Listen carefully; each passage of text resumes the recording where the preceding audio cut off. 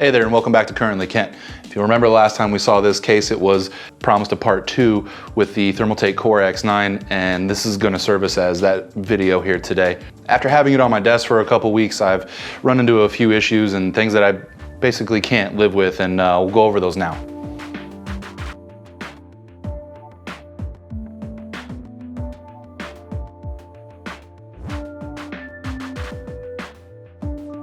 All right, so basically, first issue that I ran into was anytime I would move my mouse around the desk, pick it up, put it down, pick up my coffee cup and put it back down on the desk, we're left with this side panel over here rattling quite a bit. It's a secondhand case. I bought it used, and so some of this is to be expected and not entirely unexpected from my side. There were some things that happened during the build phase that were unexpected, and I'll go over those a little bit later after we get this panel off of here.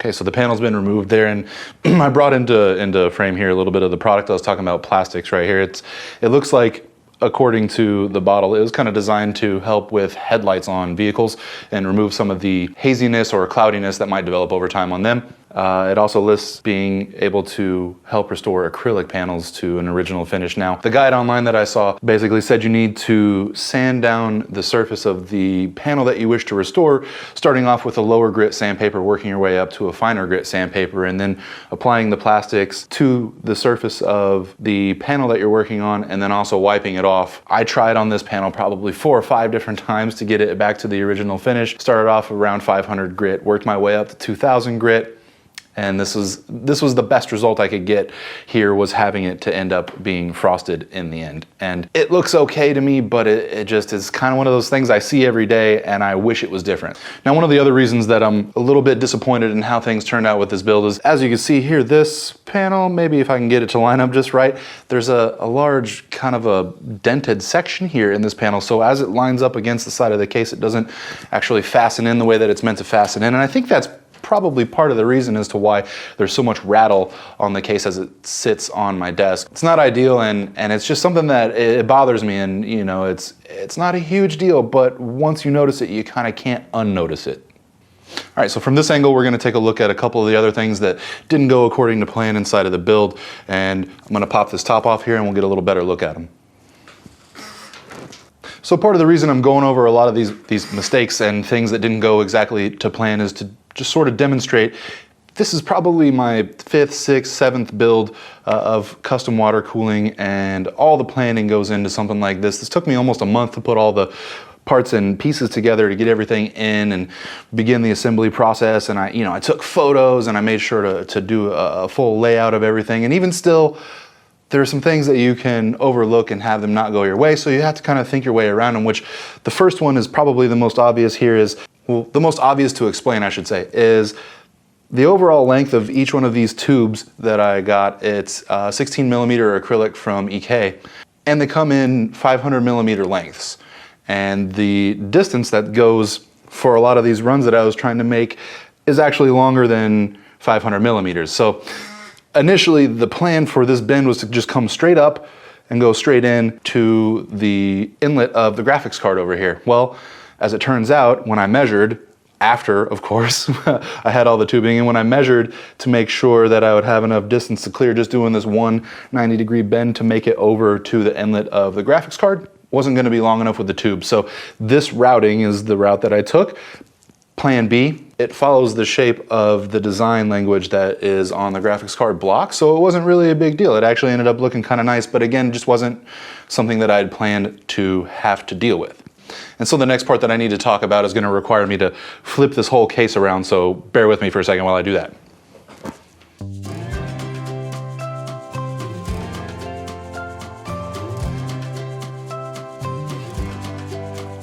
Yeah, this thing's heavy.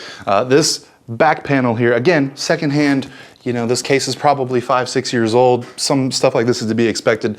The captive thumb screws stay in place, which is pretty nice as you're going to remove the panel, but then this panel's also bent in a way to where I kind of have to pry it off of here to get it off, which is not my favorite thing in the world. Okay, so the next part I wanted to talk about is back here. This is the angle you'll be able to view it from. A lot of this run over here where the CPU and top radiator are with the second set of the loop, a lot of this stuff went the way I wanted it to. I mean, these lines here being able to go in parallel with each other is nice. The Z-axis is a little wonky, but it's okay. I mean, from the right viewing angle, you can see it, but from every other viewing angle, it looks pretty good. This 45-degree angle bent there was about the best I could come up with. I tried thinking of a few different other ways to get into there, but kind of ran out of 90-degree fittings and that kind of stuff. So I just had to make it work with the tubing bends, which again is all part of this. You know, you end up with a picture in your head, but then what actually matches up with reality is slightly different. So again, another run, this run that goes from the front radiator over to the graphics card over there, that originally was meant to be more of coming toward where the camera is now, toward the camera, running parallel along with this, and then going back in toward the backside of the, well, from this viewing angle, the backside of the case. But again, 500 millimeters of tubing length was not going to be long enough to do that. So ended up having to use an offset fitting with a 90-degree fitting over there and a 90-degree fitting over there. It's just a handful of things didn't go according to plan. And the practicality of this, all of this, there is none. This is not practical at all. I kind of built this as just like a showpiece almost to a certain extent. It was going to sit on my desk, but again, going back to that frosted panel is like I'm not able to look at it at all on the inside, and it just kind of glows and sits there and rattles a lot on my desk. And so I kind of want to make it clear that it's not that I'm not complaining about anything really in particular. I think the Core X9 from Thermaltake is a good design. It's a good idea. It houses basically anything you want to put inside of it, and it's really easy to build into, but I'm not exactly happy with it, and I'm kind of on the search for what would be my perfect case. I don't know what that entails yet, which is why I'm gonna go ahead and bring out what is going to be my next case and do a build in there. All right, I'm running out of a little bit of room here. I've got a giant box from Phanteks that I'm gonna open, but first I want to disassemble everything out of the Thermaltake Core X9 over here. So I'm gonna go to work on draining all of the loop and taking everything outside of the case that I plan to carry over. Then we'll do a build inside of this case here, and I'll show you a little bit more when I have some more space.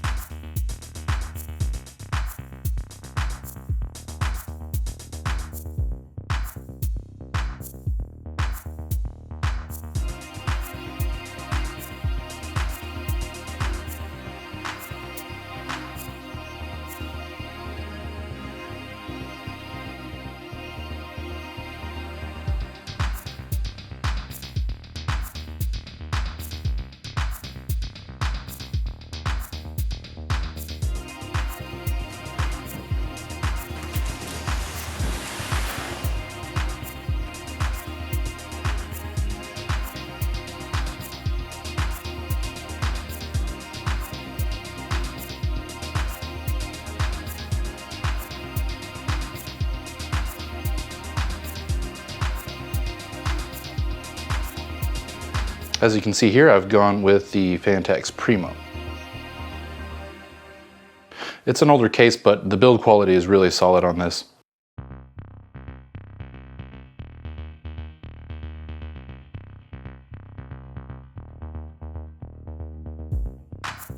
Phanteks included 5 140mm fans. This version is the black exterior with a white interior, so the fans are white to match.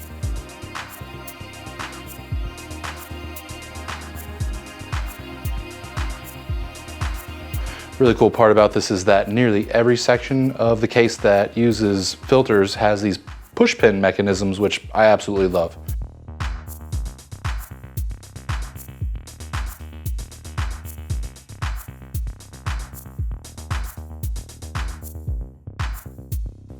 The accessory box that comes with the case is stacked.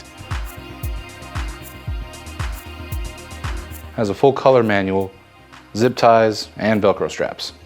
A screw organizer, oh, and this nifty little bracket to mount additional 120mm fans.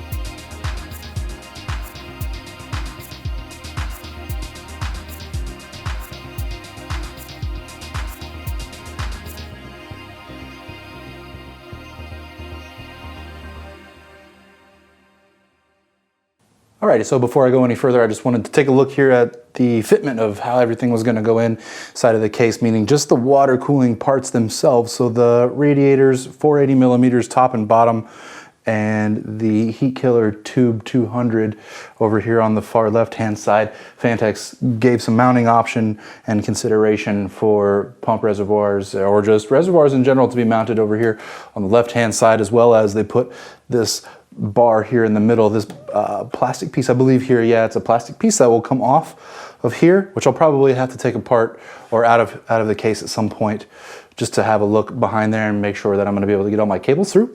But then also this gives you further options for mounting of reservoirs there. I'm going to do my best to put this piece of metal, because I like this badge here. It kind of shows through the side of the case. I'm going to do my best to get this piece back up in here. I'm not sure it's going to work out just due to the width at the bottom of this radiator being just slightly more. I mean, it's like 1 millimeter on either side of the radiator, or of the fans where the radiator sticks out a little bit, and that might keep this thing from being able to be remounted back inside the case.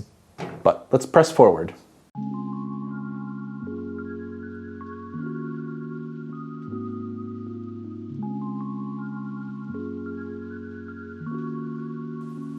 So the motherboard that I chose for this build is the Z590 Vision G from Gigabyte.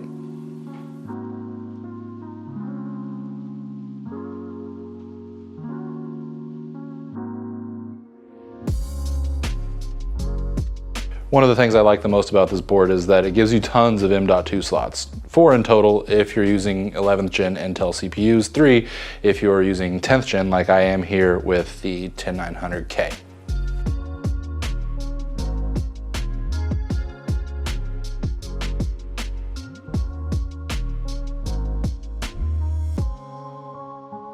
Mine might look a little bit different, but I've just replaced the stock integrated heat spreader with a pure copper one.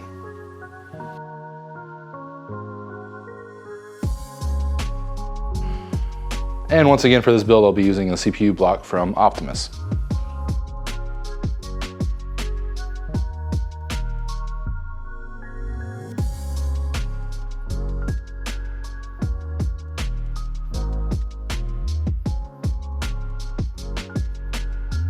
For RAM, I'm using 32 gigabytes of G.Skill 3200C14. Some of the other things that drew me to this motherboard is that it's white, which suits this build really well, and it's very, very sleek.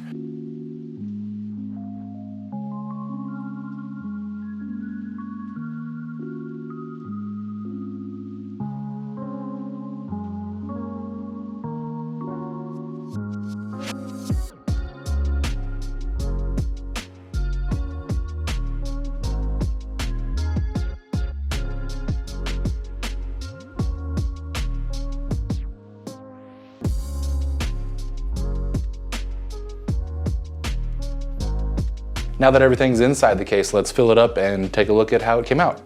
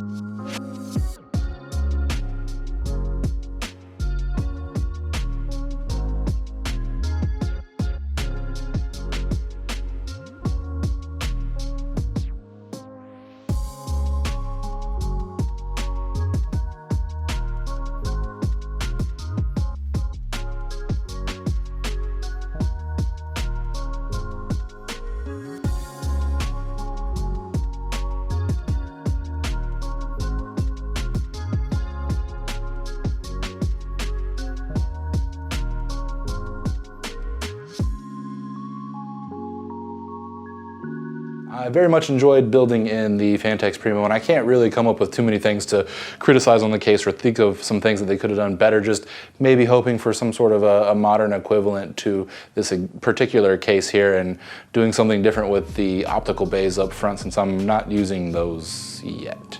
Anyhow, thank you for watching, and I'll see you soon.